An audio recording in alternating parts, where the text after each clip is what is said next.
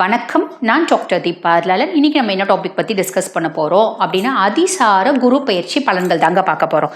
அது என்னங்க அது அதிசார குரு பயிற்சி அப்படின்னா சொல்கிறேன் கேளுங்க.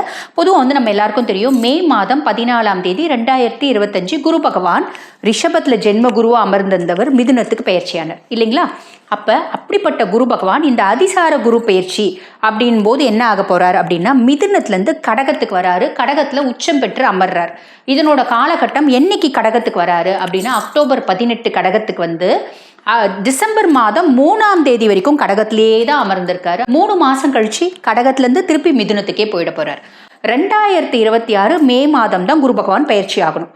அந்த பயிற்சியாகி அவர் என்னென்ன பலன்களை கொடுக்க போகிறாரு, நான் அடுத்த வருஷம் இந்த பலன்கள்லாம் உங்களுக்கு கொடுக்க போகிறேன், அதனோட ஒரு முன்னோட்டமாக இந்த 3 மாதம் இந்த இடத்துல வந்து உட்காந்து கடகத்தில் வந்து உட்காந்து அந்த பலன்களை நம்மளுக்கு ஒரு ட்ரையல் கொடுத்துட்டு போக போகிறாரு.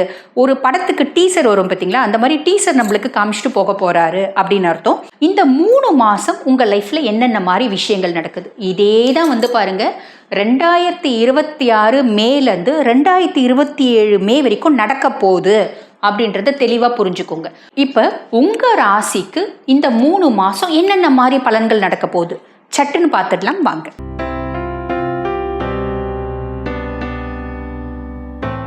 மிதுன ராசி அன்பர்கள், உங்களுக்கு வந்து பாருங்க கடகத்தில் அதிசார பயிற்சியாக இருக்க குரு பகவான் வந்து பார்த்தீங்கன்னா என்ன பாவம் அப்படின்னா 2ஆம் பாவம். 2ஆம் பாவம் அப்படின்றத இன் ஜென்ரல் என்ன சொல்லுவாங்க, தன குடும்ப வாக்குஸ்தானம். பொதுவாக தனஸ்தானத்தில் பொன்னன் வந்து உட்கார்ந்துருக்கான், வாக்குஸ்தானத்தில் சுபன் வந்து உட்கார்ந்துருக்கான், தேவகுரு வந்து உட்கார்ந்துருக்கான். அப்போ நம்மளுக்கு எப்படி இருக்கும்? இப்போ வந்து பாருங்க ஜென்ம குருவில் இருக்கீங்க, அதிசாரமாகி இருக்க அந்த 3 மாதமும் எப்படி இருக்கும் அப்படின்னா ஏதோ ஒரு விதத்தில் நம்மளுக்கு வந்து பார்த்திங்கன்னா வசதி வாய்ப்பு அந்தஸ்து கௌரவம் அப்படின்றது ஏற்படும். இப்போ வசதி வாய்ப்பு அந்தஸ்து கௌரவம் ஏற்படும் அப்படின் போது நிறைய பேர் என்ன எக்ஸ்பெக்ட் பண்ணுவாங்கன்னா, இந்த ஒரே படத்தில் இந்த சினிமாவில் நம்ம பார்த்திங்கன்னா ஒரே பாட்டில் பெரிய ஆள் ஆகிடுவாங்க பார்த்தீங்களா, அந்த மாதிரிலாம் எக்ஸ்பெக்ட் பண்ணுவாங்க. அப்படி நீங்கள் எக்ஸ்பெக்ட் பண்ணக்கூடாது. காரணம் என்ன அப்படின்னா, இப்போ மிதுனம் உலகத்தில் எத்தனையோ கோடி மிதுன ராசி அன்பர்கள் இருப்பாங்க இல்லைங்களா? அவங்க அந்த எத்தனையோ கோடி மிதுன ராசி அன்பர்களில் ஒவ்வொருத்தரும் ஒவ்வொரு விதமான தொழில் செய்வாங்க. உதாரணத்துக்கு நம்ம சொல்கிறோம் அப்படின்னு வச்சுக்கோங்களேன், ஒரு பெரிய ஹாஸ்பிட்டல், அந்த ஹாஸ்பிட்டலினோட டீன் வந்து பார்த்திங்கன்னா, அதாவது அந்த ஹாஸ்பிட்டலினோட ஓனர் இன்சார்ஜ் அவர் ஏதாவது டீனாக இருக்காருன்னு வச்சுக்கோங்களேன், அவர் வந்து பார்த்திங்கன்னா மிதுனமாக இருப்பார். அதே ஹாஸ்பிட்டலில் கம்பவுண்டர் இருப்பார், அவரும் மிதுனமாக இருப்பார்.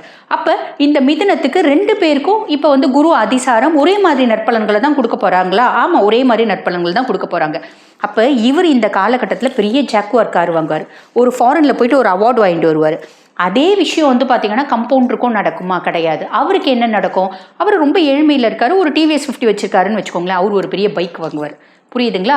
அவர் பிள்ளைக்கு கல்யாணம் பண்ணி கொடுப்பார், அவருக்கு அப்படின்னு ஏதோ ஒரு வசதி வாய்ப்பு. அப்போ 2 பேருமே மிதுனமாக இருந்தாலும் அவங்க செய்யக்கூடிய தொழிலை பொறுத்து அவங்களுக்கு வந்து பார்த்திங்கன்னா இன்கம் அப்படின்றத குரு பகவான் சாலிடாக கொடுப்பார். புரிஞ்சிருக்கும்னு நினைக்கிறேன்.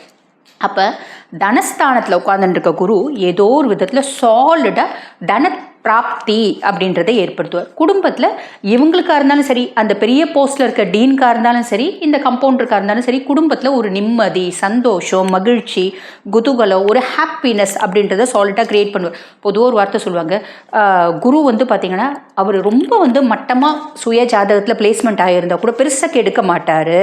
காரணம் என்ன அப்படின்னா, கெட்டாலும் மேன்மக்களே அப்படின்ற ஒரு கருத்துக்கு ஏற்ற மாதிரி ஒரு பழமொழிக்கு ஏற்ற மாதிரி தான் குருனோட ஒரு பிஹேவியரும் அவரோட பலன்களும் இருக்கும் அப்படின்றது நம்ம தெரிஞ்சுக்கணும் இல்லைங்களா? அப்போ குரு கெடுக்கவே மாட்டாரா யாரையுமே?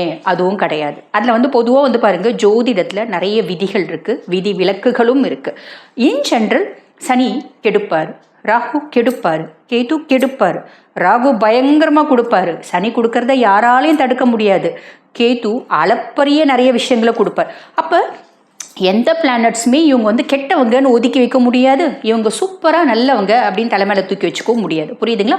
But comparing to other planets Guru Bhagavan வந்து பார்த்தீங்கன்னா நிறைய நல்லது செய்வார் அப்படின்றது உண்மை. ஓகேங்களா?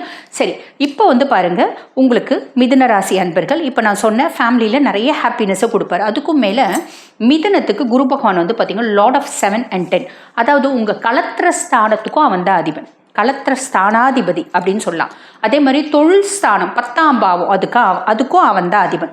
இப்போ கலத்திர ஸ்தானாதிபதி 2ஆம் பாவத்தில் வந்து உட்கார்ந்துட்டுருக்கான் அப்படின்னும் போது, இப்போ நீங்கள் மிதுன ராசி ஜென்னா இருக்கீங்க அப்படின்னா உங்களுக்கும் உங்கள் ஒய்ஃப்க்கும் மிதுன ராசி லேடியாக இருக்கீங்க அப்படின்னா உங்களுக்கும் உங்கள் ஹஸ்பண்டுக்கும் ஒரு நல்லிணக்கம், ஒரு ஒற்றுமை, ஒரு ஹாப்பினஸ், ஒரு புரிதல், ஒரு அந்யோன்யம், ஒரு இணக்கு இது எல்லாத்தையும் ஏற்படுத்துவார். எப்பயுமே குரு வந்து பார்த்திங்கன்னா கணவன் மனைவியை ஒட்டியே தான் வைப்பார். கணவன் மனைவி மட்டும் இல்லைங்க, எல்லா சொந்தத்தையும் ஒன்றா வைக்கணும். இதுதான் குருனோட ஒரு இன் ஜென்ரல் கேரக்டர் அப்படின்னு சொல்லலாம். அப்போ இது ஒரு பெரிய நல்ல விஷயம் நடக்குங்க. அதுக்கப்புறம் வேறு என்ன நல்ல விஷயம் அப்படின்னா, மிதுனம் நீங்கள் வந்து பார்ட்னர்ஷிப் கன்சர்ன் வச்சு நடத்துகிறீங்க அப்படின்னா உங்களுக்கும் உங்கள் பார்ட்னருக்கும் ரொம்ப நாளாக பஞ்சாயத்து இருக்குங்க. நான் என்ன சொன்னாலும் அவன் கேட்க மாட்டான். நம்ம வந்து எவ்வளோதான் நான் அட்ஜஸ்ட் பண்ணி போகிறது, எவ்வளோதான் அட்ஜஸ்ட் பண்ணி போனாலும் அவன் வந்து பாருங்கள் அவன் போக்கிலே தான் இருப்பான். நான் வந்து அவங்ககிட்ட பெருசாக பிரச்சனை பண்ணுறதில்ல. காரணம் என்ன அப்படின்னா, தொழில் காம்ப்ளிகேஷன் வரும், வருமானம் குறைஞ்சிடும், அதனால் அட்ஜஸ்ட் பண்ணிட்டு போகிறேன் அப்படின்னு எத்தனையோ மிதுன ராசி அன்பர்கள் இருக்கீங்க பார்த்தீங்களா. இந்த ஒரு 3 மாத காலகட்டம் உங்கள் பார்ட்னர்னோட கேரக்டர்லேயே நிறைய மாற்றம் அப்படின்றது ஏற்படும். அவரே உங்களுக்கு ஒரு நல்ல ஃப்ரெண்ட்லியாக ஒரு நல்ல இணக்கத்தோடு பழகுவார். இதுக்கு குரு வந்து காரணமாக இருப்பார். குரு வந்து பார்த்திங்கன்னா இந்த விஷயத்தை ஏற்படுத்துவார் அப்படின்னு சொல்லலாம். அதுக்கப்புறம் தொழில்காரகன். நம்ம உங்களுக்கு தொழில்காரகன் அப்படின்னும் போது மிதுன ராசி அன்பர்கள் நீங்கள் ஒரு கன்சர்ன் வச்சு நடத்துகிறீங்க, ஒரு தொழில் ஸ்தாபனம் வச்சு நடத்துகிறீங்க அப்படின்னா அந்த தொழில் கண்டிப்பாக 100க்கு 100% மேலோங்கி போகும், அப்லிஃப்ட் ஆகும் இந்த 3 மாத காலகட்டத்தில். எப்படி அப்படின்னா பொதுவாக வந்து பாருங்கள், தொழில்காரகன் தொழில் ஸ்தானத்தில் வந்து சுகஸ்தானத்தில் வந்து உட்கார்றான், அதாவது தனஸ்தானத்தில் வந்து உட்கார்றான், பாக்கியஸ்தானத்தில் வந்து உட்கார்றான். இந்த மாதிரிலாம் வந்து உட்காரும்போது கண்டிப்பாக அந்த தொழிலை வந்து அப்லிஃப்ட் பண்ணுறதுக்கு என்னென்னலாம் நடக்குமோ அதெல்லாம் நடக்கும். காரணம் என்னென்னா, தொழில் நல்ல முன்னேறினா மட்டும்தான் நம்மளுக்கு வருமானம், சுகம், பாக்கியம், லாபம் இதெல்லாம் கிடைக்கும். அப்போ தொழில் நல்ல முன்னேறத்துக்கு என்னென்ன ஆப்ஷன்ஸோ இது வந்து பார்த்திங்கன்னா உங்களுக்கு குரு பகவானே ஏற்படுத்துவார். இன் ஜென்ரல் வந்து பாருங்கள், நல்ல புத்திசாலித்தனமாக மிதுனம் கிட்ட வேகம் இருக்கும், விவேகம் கொஞ்சம் கம்மியாக இருக்கும். இப்போ என்ன ஆகும் அப்படின்னா, வேகமும் புத்திசாலித்தனமும் நிறைஞ்ச மிதுனம் விவேகத்தோடு செயல்படுவாங்க.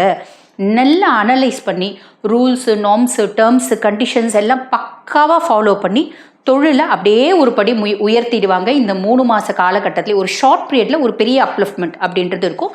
அது அவங்கவுங்க என்னென்ன தொழில் செய்கிறீங்களோ அந்த தொழிலுக்கு ஏற்ற ஒரு அப்லிஃப்ட்மெண்ட் அப்படின்றது சாலிடாக இருக்கும். புரியுதுங்களா? இப்போ ஒரு சிலருக்கு சந்தேகம் வரும், அம்மா நாங்கள் வந்து தொழிலே செய்யலம்மா, நாங்கள் ஒரு ஸ்தாபனத்தில் வேலை செய்கிறோம், எங்களோட நிலைமை என்ன, எங்களுக்கு குரு என்ன பண்ணுவார் அப்படின்னா, இந்த 3 மாத காலகட்டத்தில் பெரும்பாலும் நிறைய மிதுன ராசி அன்பர்களுக்கு, ஒரே வார்த்தை ஆல்மோஸ்ட் எல்லாருக்கும் அப்படின்னு சொல்லிட முடியாதுங்க, பெரும்பாலும் மிதுன ராசி அன்பர்களுக்கு வந்து பார்த்திங்கன்னா அவங்க செய்யக்கூடிய ஒரு கன்சர்னில் ஒர்க் பண்ணுறாங்க பார்த்தீங்களா, அவங்களோட புத்திசாலித்தனம் அப்படின்றது அவங்க ஹையர் அஃபிஷியலுக்கு தெரிய ஆரம்பிக்கும். ஆல்ரெடி தெரியும் இவங்க புத்திசாலி தான், இன்னும் கொஞ்சம் பளிச்சிடும்.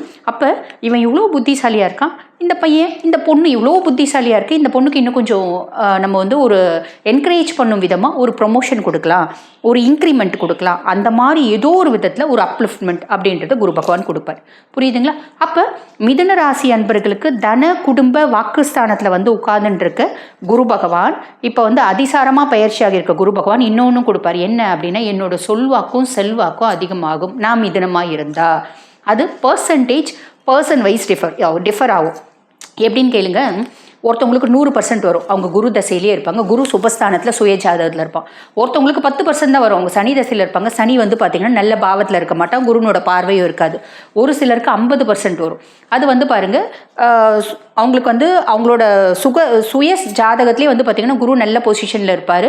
அதுக்கும் மேலே சுபர்னோட பார்வை இருக்கும். குரு தான் வந்து சுபர், அந்த சுபருக்கும் மேலே வந்து பார்த்திங்கன்னா சுக்கிரனோட இணைஞ்சி இருப்பார். அதுவே ஒரு கஜலட்சுமி யோகம்னு சொல்லுவாங்க இல்லைங்களா, இல்லை சுக்கிரனோட பார்வை இருக்கும்.